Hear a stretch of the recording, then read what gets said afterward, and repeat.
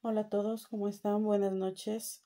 Seguimos con el proyecto Leamos. En esta ocasión vamos a leer La carta robada de Edgar Allan Poe. Edgar Allan Poe nace en 1809 y es un gran reconocido poeta, narrador, crítico estadounidense. También se le atribuye todo lo que es la literatura de terror. Sin embargo, él también tuvo gran trascendencia en toda la literatura y el relato policial y la ciencia ficción.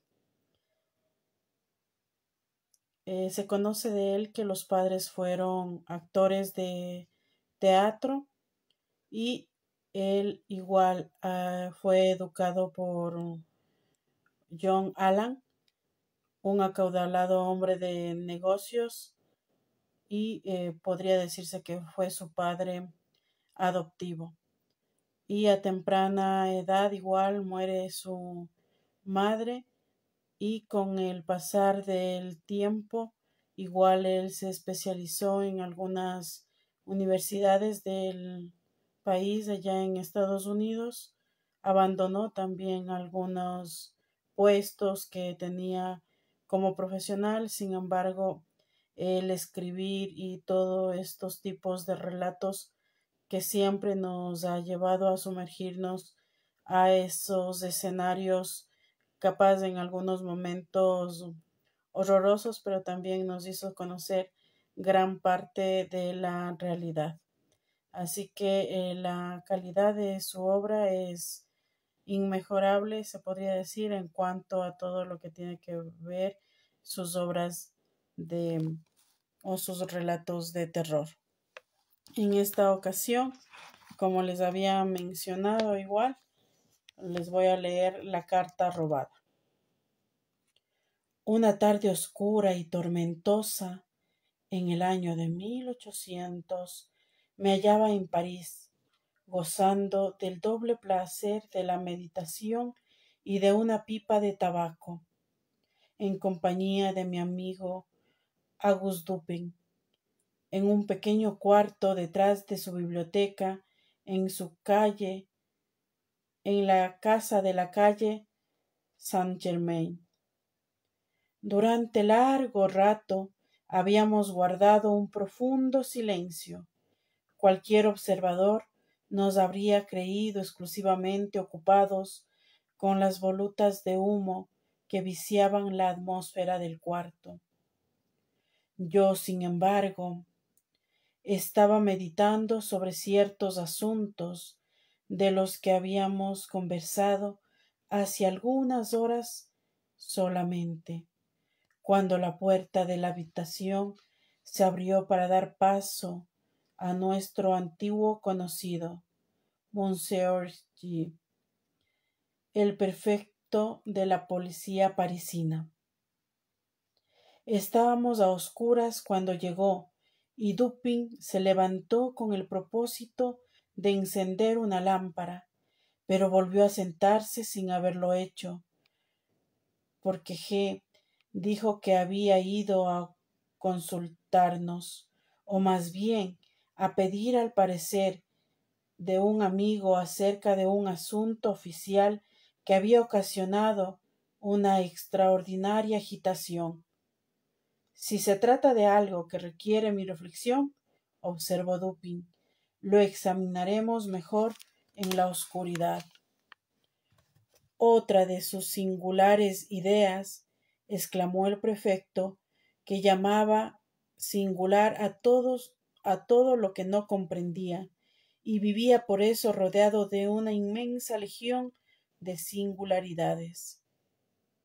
Es cierto, respondió Dupin, alcanzando a su visitante una pipa y ofreciéndole un confortable sillón. ¿Cuál es su dificultad ahora? Pregunté. Espero que no sea otro asesinato. No, nada de eso.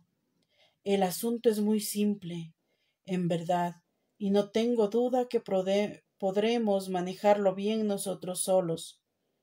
Pero he pensado que a Dupin le gustaría conocer los detalles del hecho, porque es un caso excesivamente singular. Simple y singular, dijo Dupin. Sí, ambas cosas a la vez. El asunto es simple y sin embargo me tiene confundido. Quizás es precisamente la simplicidad lo que le desconcierta a usted, dijo mi amigo.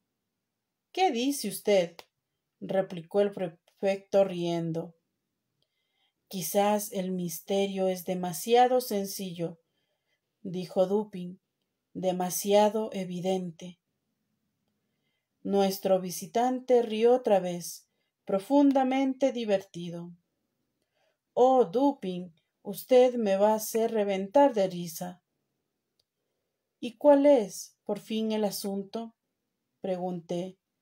Se lo diré a usted en pocas palabras, replicó el prefecto, acomodándose en su sillón.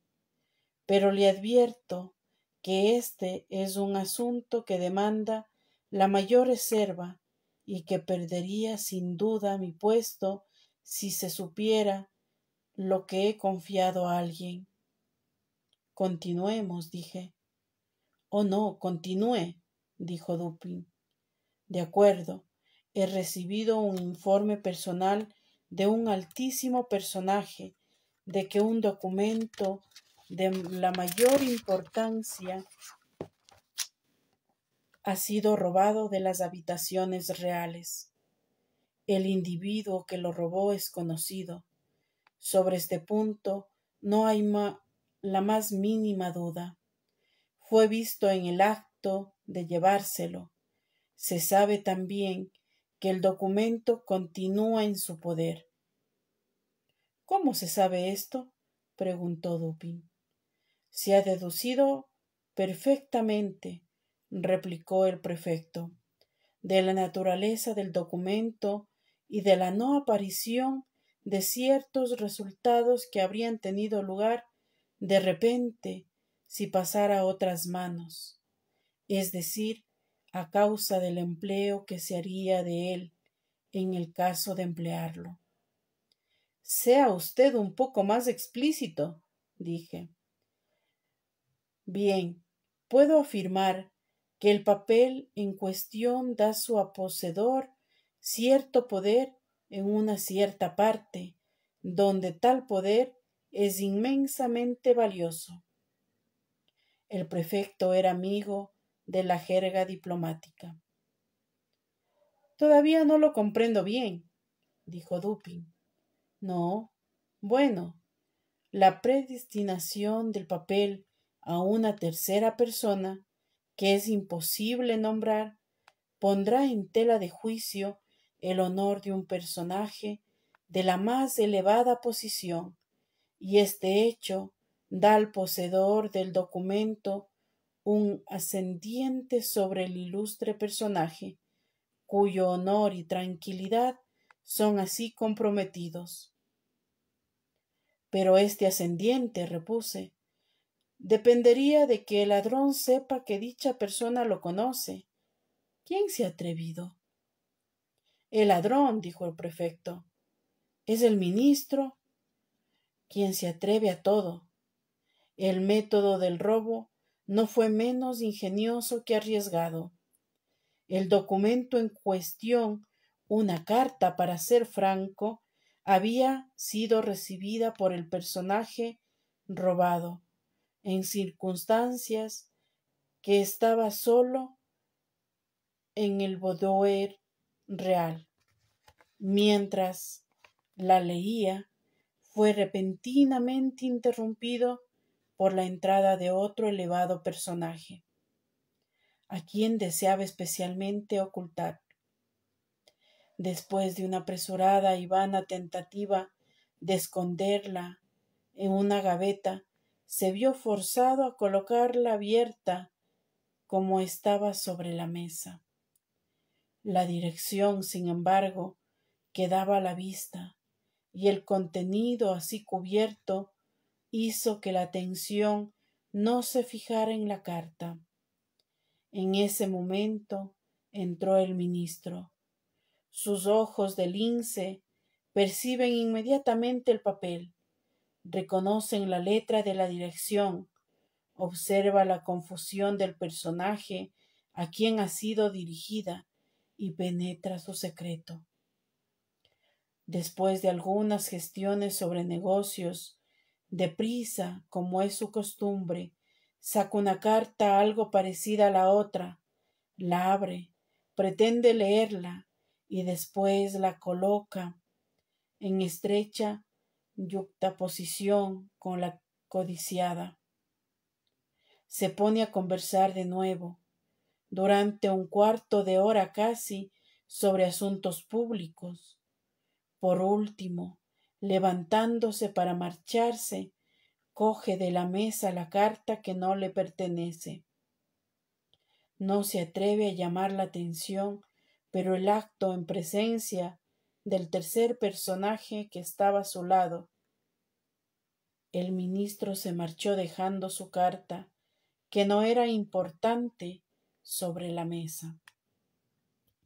Aquí está, pues, me dijo Dupin, lo que usted pedía para hacer que el ascendiente del ladrón fuera completo. El ladrón sabe que es conocido del dueño del papel.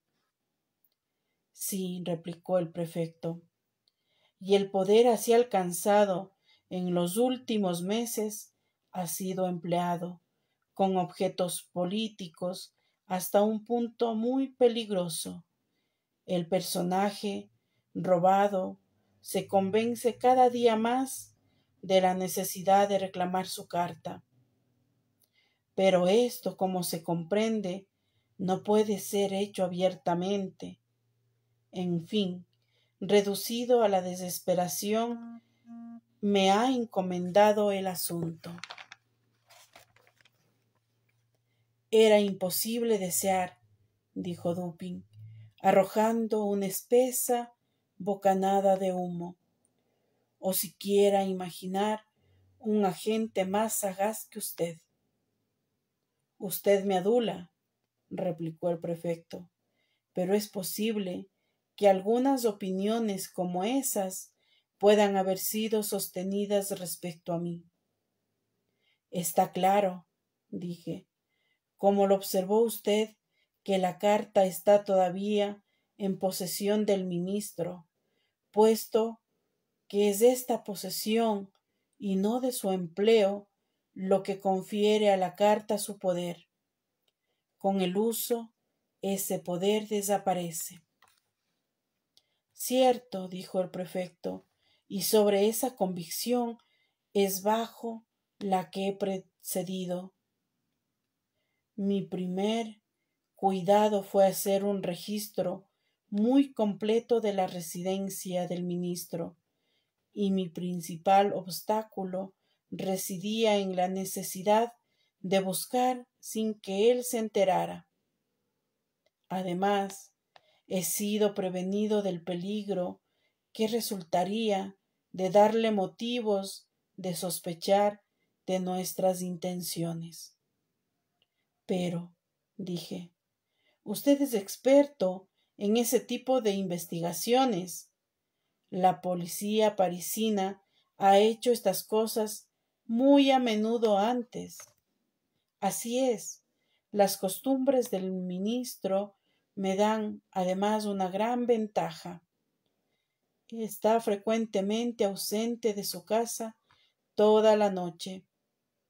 Sus sirvientes no son numerosos y duermen a una gran distancia de las habitaciones de su amo. Durante 3 meses no ha pasado una noche sin que haya escudriñado personalmente la mansión del ministro. Mi honor está en juego, y para mencionar un gran secreto, la recompensa es enorme. He investigado todos los rincones y todos los escondrijos de la casa en que es posible que el papel pueda ser ocultado. Pero no es posible, sugerí, que la haya escondido en alguna parte fuera de la casa. Es poco probable, dijo Dupin. Las intrigas en las cuales está envuelto el ministro exigen la instantánea validez del documento. La posibilidad de ser exhibido en un momento dado, un punto de casi tanta importancia como su posesión. ¿La posibilidad de ser exhibido? Dije. Es decir, de ser destruido, dijo Dupin. Cierto, observé. El papel tiene que estar claramente al alcance de la mano. Supongo que podemos descartar la hipótesis de que el ministro la lleva encima. Enteramente, dijo el prefecto. Ha sido 2 veces asaltado por malhechores y su persona rigurosamente registrada bajo mi propia inspección. Se podía usted haber ahorrado ese trabajo, dijo Dupin.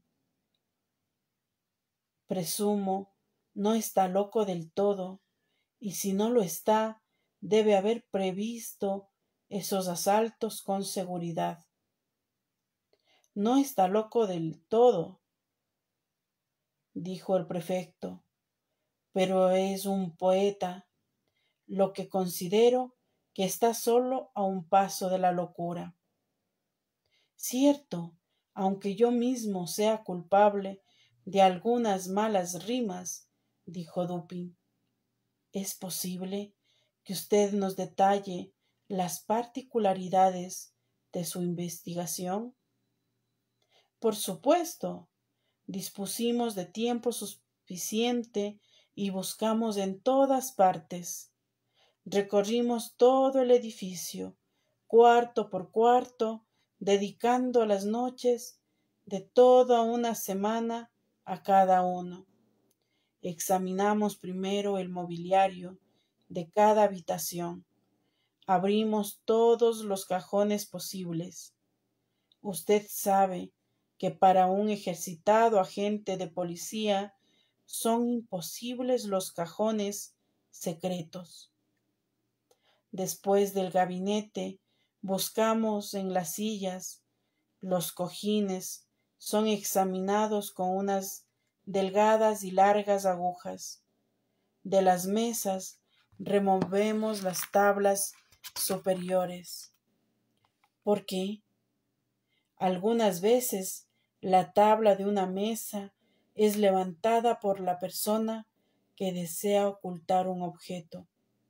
Entonces la pata es excavada, el objeto depositado dentro de su cavidad y la tabla vuelta a colocar. Los extremos de los pilares de las camas son utilizados con el mismo fin. Pero la cavidad no podría ser detectada por el sonido, pregunté. De ninguna manera.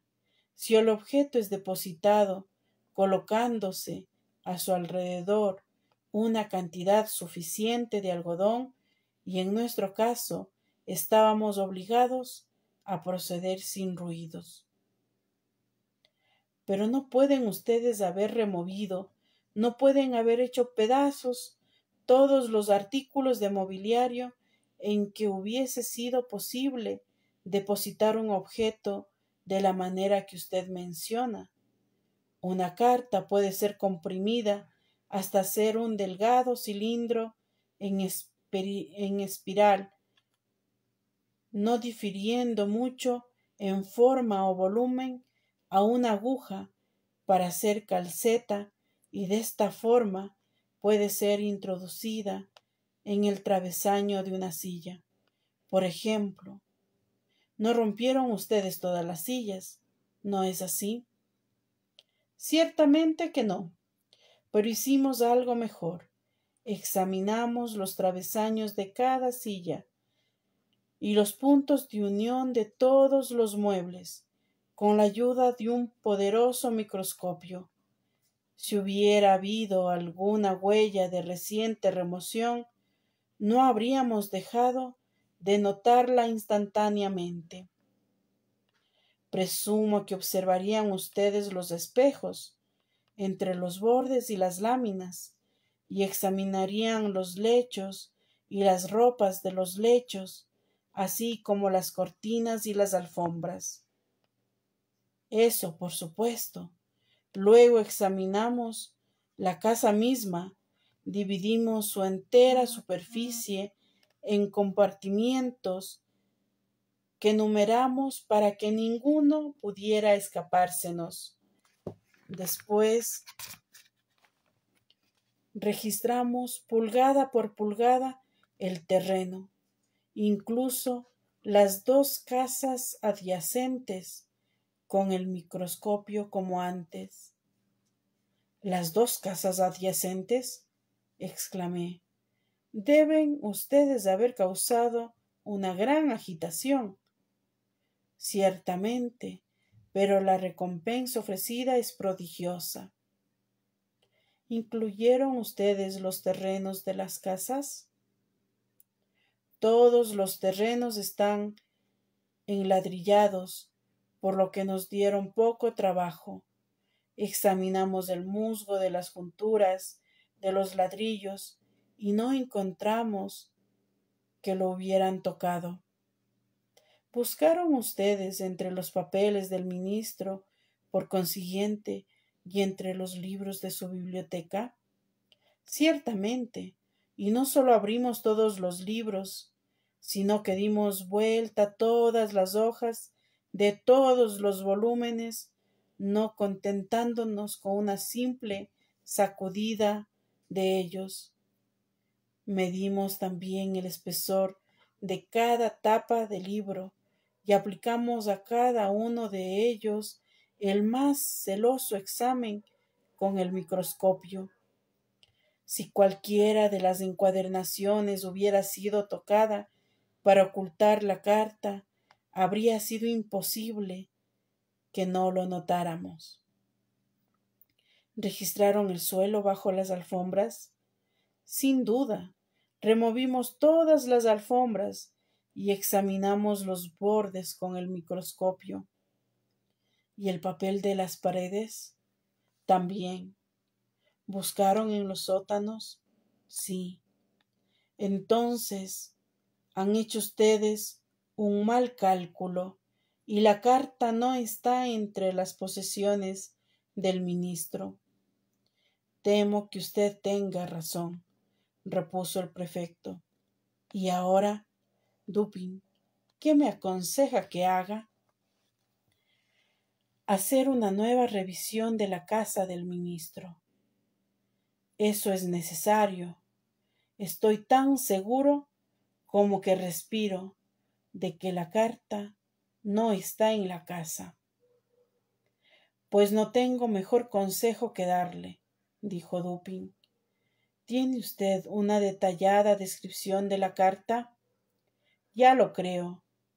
Y aquí el prefecto, sacando un memorándum, nos leyó en voz alta un minucioso informe de la carta, especialmente de la apariencia externa del documento perdido. Después cogió su sombrero y se fue muy desalentado. Cerca de un mes había pasado, cuando nos hizo otra visita, encontrándonos ocupados exactamente de la misma manera que la otra vez. Cogió una pipa y una silla y comenzó una conversación sobre cosas ordinarias. Por último le dije: «Y bien, señor prefecto, ¿qué hay sobre la carta robada? ¿Se ha convencido al fin de que no hay cosa más difícil que sorprender al ministro?» «Que el diablo lo confunda. Esa es la verdad. Hice un nuevo examen, como Dupin aconsejó, pero sin resultados». «¿A cuánto asciende la recompensa ofrecida?», preguntó Dupin. «¿Cuánto? Una gran cantidad, No quiero decir cuánto exactamente, pero diré una cosa. Estoy dispuesto a dar un cheque con mi firma por 50.000 francos a quien me entregue la carta. El asunto se está haciendo cada vez más importante y la recompensa ha sido doblada. Pero aunque fuese triplicada, no podría ser más de lo que he hecho. Veamos, dijo Dupin lentamente, entre una y otra bocanada de humo. Realmente pienso que usted no ha hecho todo lo que podía en ese asunto. ¿No cree que podría hacer un poco más? ¿Cómo? ¿De qué manera? Creo que usted podría pedir consejo sobre este caso. Pero dijo el prefecto desconcertado, yo estoy dispuesto a pedir consejo y a pagarlo. Daría realmente 50.000 francos a cualquiera que me ayudara a resolverlo. En ese caso, replicó Dupin, abriendo un cajón y sacando una libreta de cheques, puede usted hacerme un cheque por la cantidad mencionada.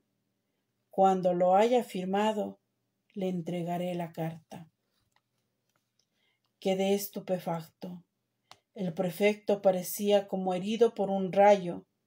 Durante algunos minutos permaneció sin habla y sin movimiento.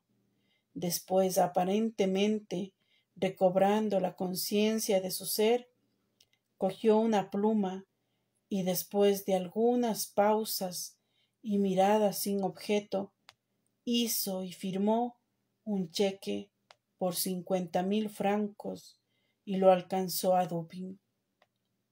Este lo examinó cuidadosamente y lo guardó en su cartera. Después, abriendo un cajón del escritorio, cogió de él una carta y la entregó al prefecto. El funcionario se abalanzó sobre ella con alegría. La abrió con mano temblorosa, arrojó una rápida ojeada a su contenido y entonces, agitado y fuera de sí, abrió la puerta y sin ceremonia de ninguna especie se marchó, sin haber pronunciado una sílaba desde que Dupin le había pedido que hiciera el cheque. Cuando nos quedamos solos, mi amigo consistió en darme explicaciones. La policía parisina, dijo, es sumamente buena en su especialidad. Es perseverante, ingeniosa, astuta y versada en los conocimientos que sus deberes parecen necesitar con más urgencia. Así, cuando el prefecto nos detalló su modo de registrar los sitios en la casa del ministro, tuve plena confianza en que había practicado una investigación satisfactoria. ¿En realidad lo creyó así?, pregunté. Sí, me respondió. Las medidas adoptadas eran no solamente las mejores de su clase, sino que se acercaban a la perfección absoluta. Si la carta hubiera estado oculta allí, los agentes de policía sin duda la hubieran encontrado. Me sonreí por toda respuesta, pero mi amigo parecía perfectamente serio en todo lo que decía. Las medidas, pues, continuó él, eran buenas en su clase y bien ejecutadas. Su defecto estaba en ser inaplicables al caso y al hombre. Unos cuantos recursos altamente ingeniosos son para el prefecto suficientes. Así es que para perpetuarme hierra por su demasiado profundo o demasiado superficial en los asuntos que le confían, y muchos niños de escuela son mejores razonadores que él. He conocido uno de unos 8 años de edad, cuyos éxitos, adivinando en el juego de pares y nones, atraían la admiración de todo el mundo, pues finalmente ganaba siempre. Por consiguiente, tenía algún método para acertar, y éste se basaba en la simple observación y el cálculo de la astucia de sus contrincantes. Por ejemplo, si un bobalicón es su contrario y levantando una mano cerrada le pregunta: ¿son pares o nones? Nuestro niño replica: nones, y pierde, pero a la segunda vez gana, porque entonces se dice a sí mismo: el bobalicón tenía pares la primera vez y su cantidad de astucia es justamente la suficiente para llevarlo a poner nones en la segunda. Por consiguiente, apostaré nones. Apuesta a nones y gana. Ahora, con un bobo de un grado mayor que el primero, hubiera razonado así: este tal sabe que en el primer caso aposté a nones, y en el segundo se le ocurrirá en el primer impulso una simple variación de pares a nones, como hizo mi otro contrario. Pero entonces un segundo pensamiento le sugerirá que esta es una variación demasiado simple, y finalmente decidirá poner pares como antes. Por consiguiente, apostaré a pares. Apuesta pares y gana. Ahora bien, este sistema de razonar en el niño de escuela, a quien sus compañeros llamaban afortunado, ¿qué es, en último análisis? Es simplemente, dije, una identificación del intelecto del razonador con el de su contrario. Eso es, dijo Dupin, y después de preguntar al niño cómo efectuaba esa completa identificación en que residía su éxito, recibí la siguiente respuesta: cuando deseo saber cuáles son sus pensamientos, en un instante dado acomodo la expresión de mi rostro, tan cuidadosamente como me sea posible, de acuerdo con la expresión del rostro de él, y entonces trato de ver qué pensamiento o sentimiento nace en mi mente, que igualen o correspondan a la expresión de mi cara. Y la identificación del intelecto del razonador con el de su contrario depende, si la entiendo bien, de la exactitud con la que mide la inteligencia de este último. Para su valor práctico depende de eso, replicó Dupin, y el prefecto y toda su cohorte fracasan tan frecuentemente, primero, por no lograr dicha identificación, y segundo, por la mala apreciación, o más bien por no medir la inteligencia con la que se miden. Consideran únicamente sus propias ideas ingeniosas, y buscando cualquier cosa oculta, tienen en cuenta solamente los medios con que ellos la habrían escondido. No tienen variación de principio en sus investigaciones. Lo más que hacen cuando se ven excitados por algún caso insólito o por alguna extraordinaria recompensa es exagerar, sus viejas rutinas de práctica, sin modificar sus principios, por ejemplo, en este caso del ministro. ¿Qué se ha hecho para modificar el principio de acción? Todo es taladrar, probar, hacer, sonar y registrar con el microscopio y dividir la superficie del edificio en cuidadosas pulgadas cuadradas y numeradas. No es sino una exageración de la aplicación de un principio o conjunto de principios de investigación a que el prefecto, en la larga rutina de su deber, se ha acostumbrado. ¿No ve usted que el prefecto da por sentado que todos los hombres que quieren ocultar una carta, sino precisamente un agujero hecho con barrena en la pata de una silla,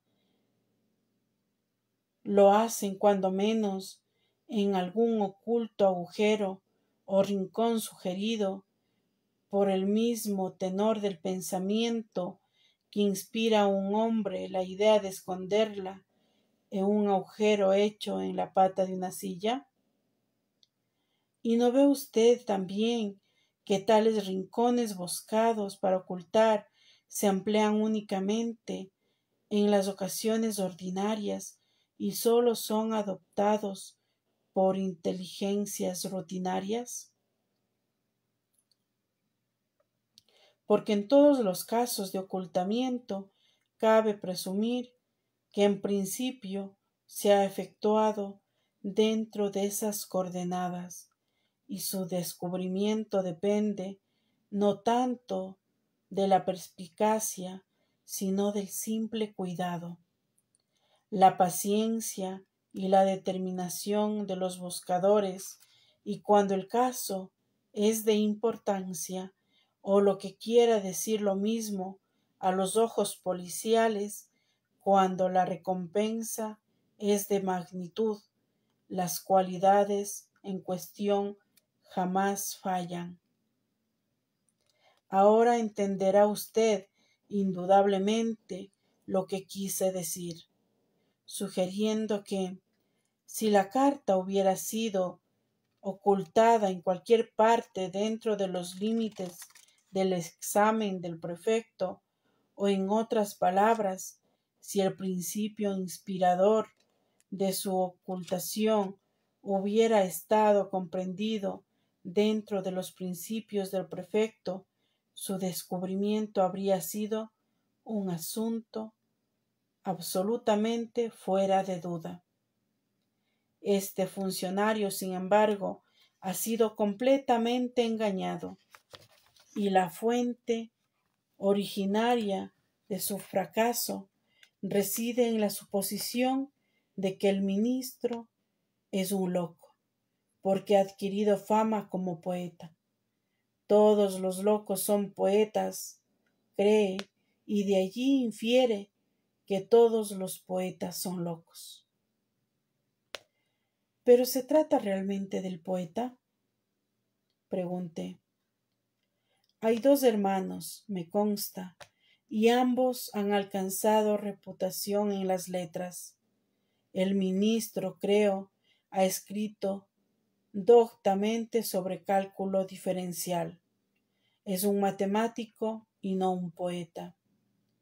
Está usted equivocado. Yo le conozco bien en ambas cosas. Como poeta y matemático, habría razonado bien. Como simple matemático, no habría razonado absolutamente y hubiera estado a merced del prefecto. Usted me sorprende, dije con esas opiniones. Supongo que no pretenderá aniquilar una consolidada idea con siglos de existencia. La razón matemática ha sido largo tiempo considerada como la razón por excelencia. Los matemáticos han hecho cuanto les ha sido posible para difundir el error popular a que usted alude, y que no es menos un error porque haya sido promulgado como verdad, con un arte digno de mejorar causa. Por ejemplo, han introducido el término análisis con aplicación al álgebra. Temo que se enemiste usted, dije, con alguno de los algebristas de París, pero prosiga. Disputo la validez y por consiguiente el valor de esa razón que es cultivada en una forma especial distinta de la abstracta lógica. Disputo en particular la razón extraída del estudio de las matemáticas. Las matemáticas son la ciencia de la forma y la cantidad. El razonamiento matemático es simplemente la lógica aplicada a la observación, a la forma y la cantidad. El gran error consiste en suponer que hasta las verdades de lo que es llamado álgebra pura son verdades abstractas o generales. Y este error es tan extraordinario que me confundo ante la universalidad con la que ha sido recibido. Los axiomas matemáticos no son axiomas de validez general. Lo que es verdad de relación, de forma y de cantidad, que a menudo grandemente falso respecto a la moral, por ejemplo. En esta última ciencia, por lo general, es incierto que el todo sea igual a la suma de las partes. En química, el axioma falla también. En el caso de una fuerza motriz, falla igualmente, pues dos motores de un valor dado no alcanzan necesariamente al sumarse una potencia igual a la suma de sus potencias consideradas por separado. Hay muchas otras verdades matemáticas que son verdades únicamente dentro de los límites de la relación. Pero el matemático arguye apoyándose en sus verdades finitas, según es costumbre, como si ellas fueran de una aplicabilidad absolutamente general, como si el mundo imaginara en realidad que lo son. En una palabra, nunca he encontrado un matemático en quien se pudiera confiar ciegamente. Quiero decir, continuó Dupin, mientras me reía yo de su última observación, que si el ministro hubiera sido nada más que un matemático, el prefecto no habría tenido necesidad de darme este cheque. Le conocía yo, sin embargo, como matemático y como poeta, y mis medidas fueron adaptadas a su capacidad, con referencia a las circunstancias de que estaba rodeado. Le conocía como un cortesano y además como un audaz intrigante. Un hombre así, pensé, debe conocer los métodos ordinarios de acción de la policía. No podía haber dejado de prever y los sucesos han probado que no lo hizo. Los registros a los que fue sometido. Debe haber previsto las investigaciones secretas de su casa. Sus frecuentes ausencias nocturnas, que eran celebradas por el prefecto como una buena ayuda a sus éxitos, las miré únicamente como astucias para procurar a la policía la oportunidad de hacer un completo registro y hacerles llegar lo más pronto posible a la convicción a la que el prefecto llegó por último, de que la carta no estaba en casa. Comprendí también que todo el conjunto de ideas relativas a lo invariable de la policía en pesquisas de objetos ocultos pasaría necesariamente por la mente del ministro. Eso le llevaría de una manera inevitable a despreciar todos los escondrijos ordinarios. No podía, reflexioné, ser tan simple que no viera que los más intrincados y más remotos secretos de su mansión serían tan de fácil acceso como los rincones más vulgares a los ojos, a los exámenes, a los barrenos y a los microscopios del prefecto. Vi por último que se vería impulsado, como un asunto de lógica, a la simplicidad si no la había deliberadamente elegido por su propio gusto personal. Recordará usted quizá con cuánta gana se rió el prefecto cuando le sugerí en nuestra primera entrevista que era muy posible que este misterio le perturbara tanto por ser su descubrimiento demasiado evidente. Sí, dije, recuerdo bien su convulsa hilaridad. ¿Ha notado usted alguna vez cuáles son las muestras de tiendas que más llaman la atención? Nunca se me ocurrió pensarlo, dije. Hay un juego de adivinanzas, replicó él, que se juega con un mapa. Uno de los jugadores pide al otro que encuentre una palabra dada, el nombre de una ciudad, río, estado o imperio, una palabra, en fin, sobre la abigarrada y confusa superficie de un mapa. Un novato en el juego trata generalmente de confundir a sus contrarios, dándoles a buscar los nombres escritos con las letras más pequeñas, pero el buen jugador escogerá entre esas palabras que se extienden con grandes caracteres de un extremo a otro del mapa. Estas, lo mismo que los anuncios expuestos en las calles con letras grandísimas, escapan a la observación a fuerza de ser excesivamente notables. Y aquí la física inadvertencia ocular es precisamente análoga a la intangibilidad moral, por la que el intelecto permite que pasen desapercibidas esas consideraciones que son demasiado evidentes y palpables por sí mismas. Pero parece que este es un punto que está algo arriba o abajo de la comprensión del prefecto. Nunca creyó probable o posible que el ministro hubiera dejado la carta inmediatamente debajo de las narices de todo el mundo, a fin de impedir que una parte de ese mundo pudiera verla.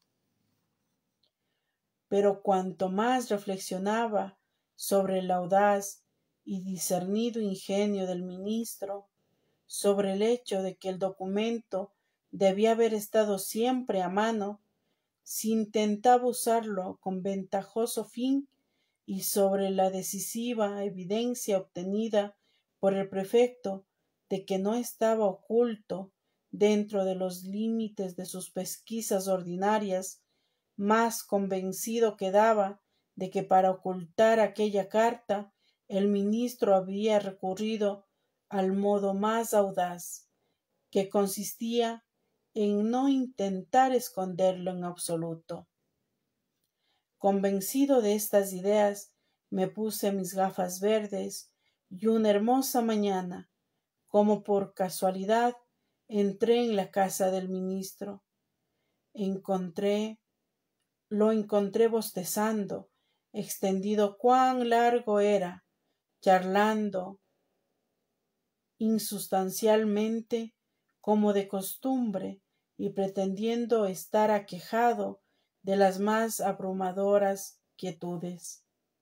Sin embargo, es uno de los hombres más activos que existen, pero tan solo cuando nadie lo ve. Para pagarle con la misma moneda, me quejé de mis débiles ojos y lamenté la forzosa necesidad que tenía que usar gafas, bajo el amparo de las cuales examinaba cuidadosa y completamente toda la habitación, mientras en apariencia solo me ocupaba de la conversación con mi anfitrión. Presté especial atención a una gran mesa escritorio cerca de la cual estaba sentado el ministro y sobre la que había desparramado confusamente diversas cartas y otros papeles, uno o dos instrumentos de música y algunos libros. En ella, no obstante, después de un largo y deliberado escrutinio, no vi nada capaz de provocar mis sospechas.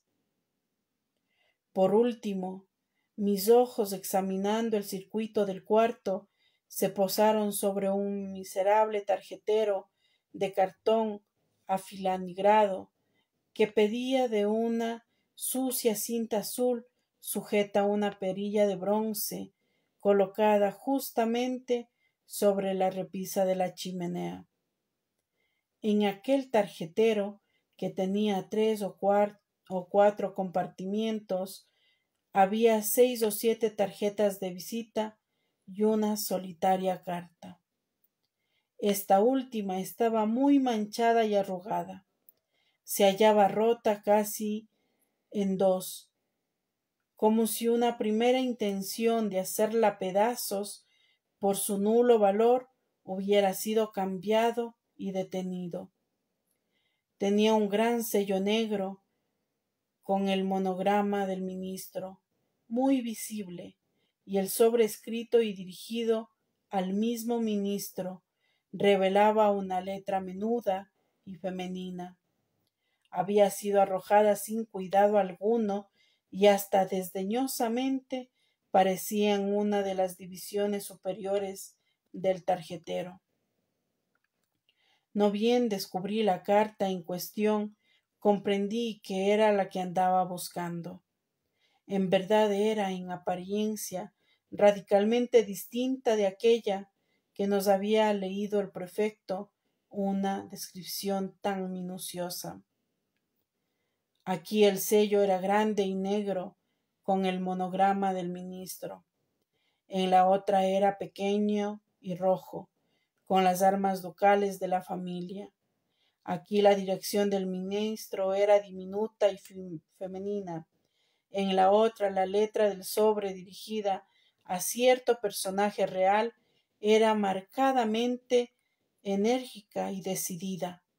El tamaño era su único punto de semejanza, pero la naturaleza radical de esas diferencias, que era excesiva, las manchas, la sucia y rota condición del papel, tan inconsistentemente con los verdaderos hábitos metódicos del ministro y tan reveladoras de dar una idea de la insignificancia del documento aún indiscreto. Estas cosas, junto con la visible situación en que se hallaba a la vista de todos los visitantes, coincidiendo con las conclusiones a que yo había llegado previamente, esas cosas, digo, eran muy corroborativas de sospecha para quien había ido con la intención de sospechar.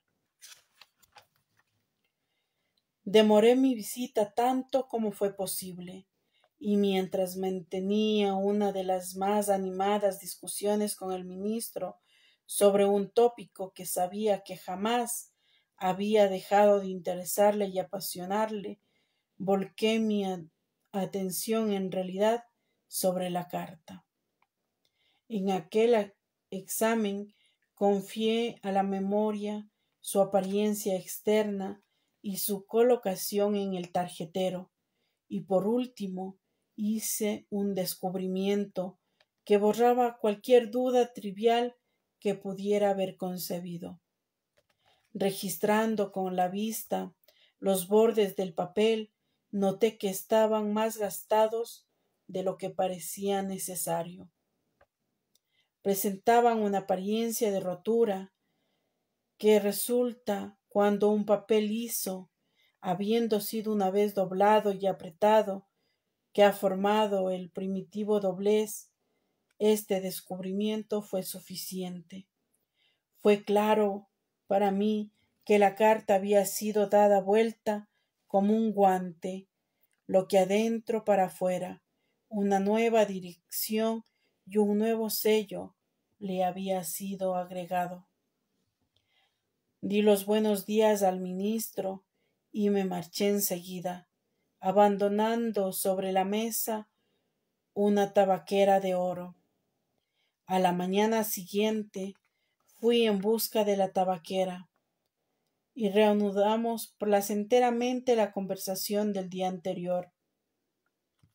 Mientras estábamos en ella empeñados, un fuerte disparo, como de una pistola, se oyó inmediatamente debajo de las ventanas del edificio y fue seguido por una serie de gritos de terror y exclamaciones de una multitud asustada.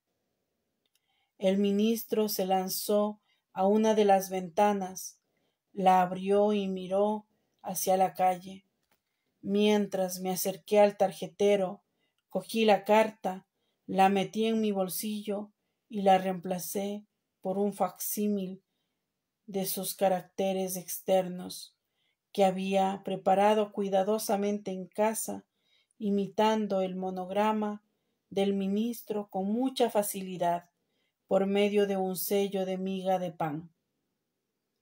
El tumulto en la calle había sido ocasionado por la loca conducta de un hombre con un fusil.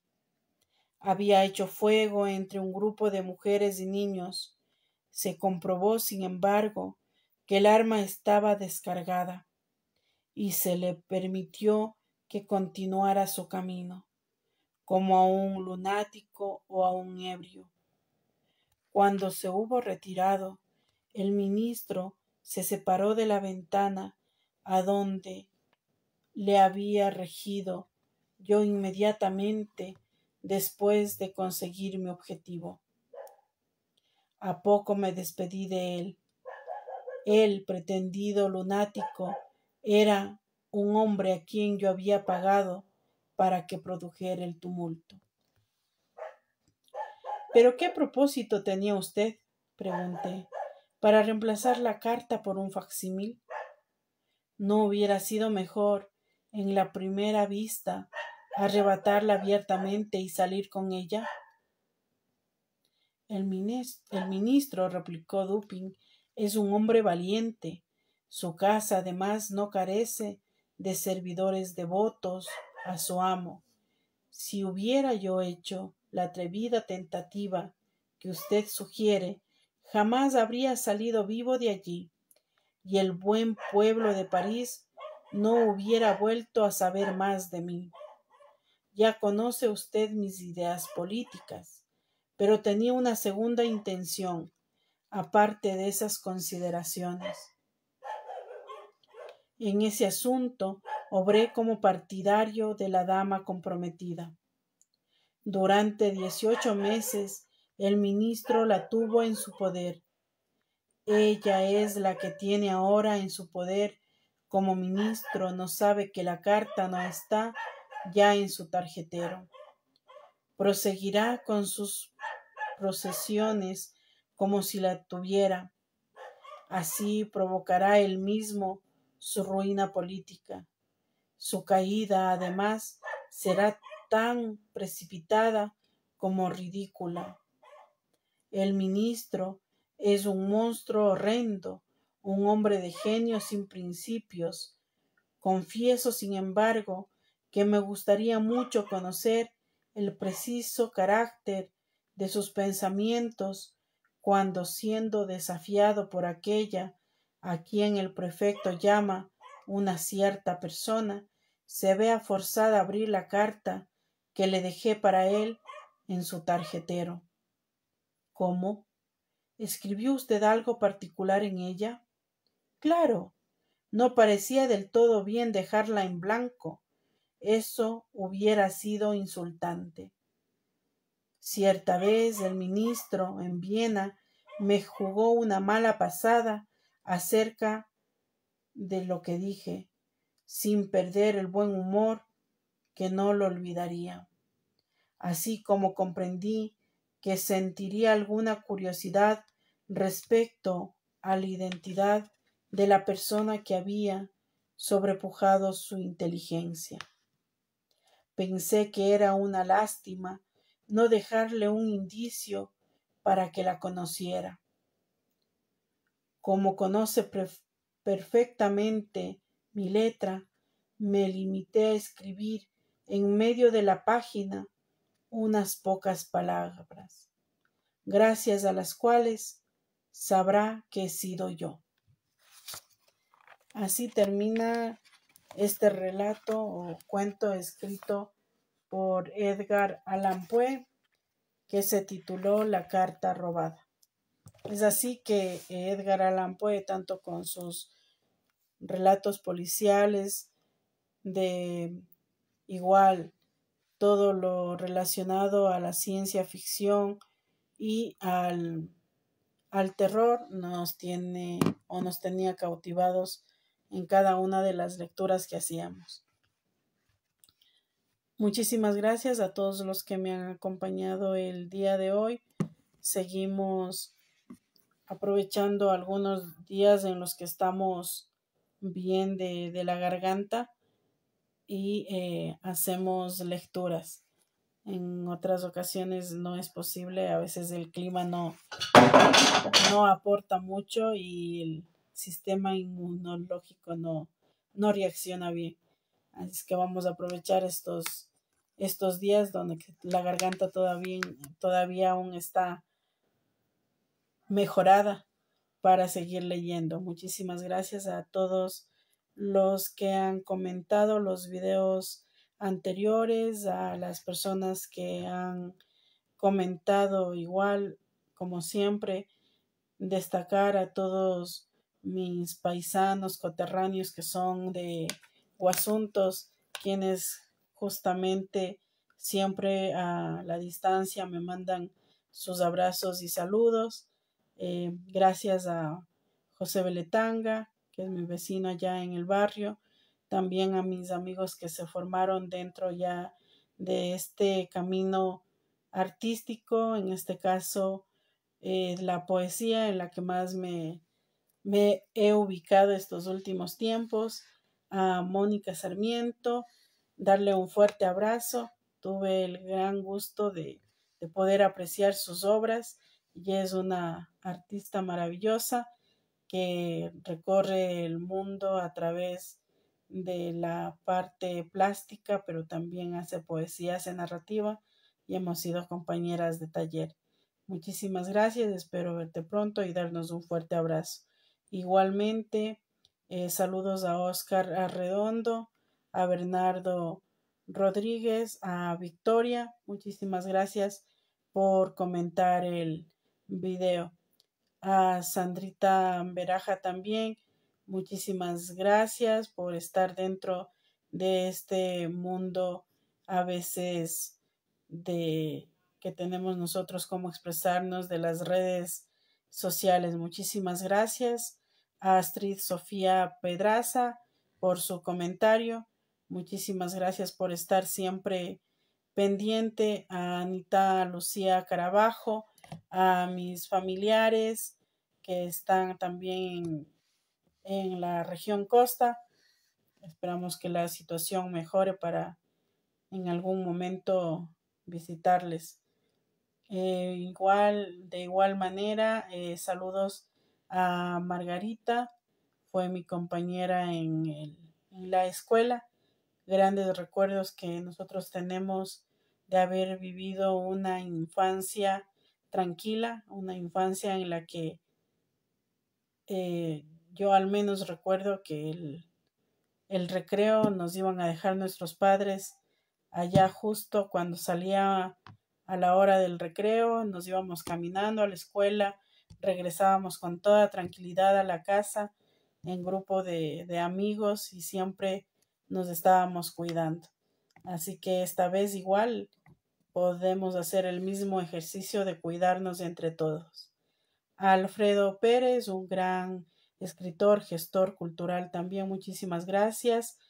Un saludo muy fuerte y un abrazo a la distancia a Laia, a Marcelo también muchísimas gracias, a los tiempos, a Natalie Noguera, gracias por estar justo en los caminos tanto de el estudio de una de las carreras que seguí en la universidad y las otras personas igual por estar en este camino del arte, de la cultura, de esa manera de sentir que tenemos y sobre todo de pensar que un poquito de nosotros puede ser un cambio para los demás y que podamos ser ese gestor para la tranquilidad y sobre todo un poco influir en nuestros niños y juventud y en todos los demás para que mediante la lectura, la escritura, pintura, la danza, todo lo que es arte podamos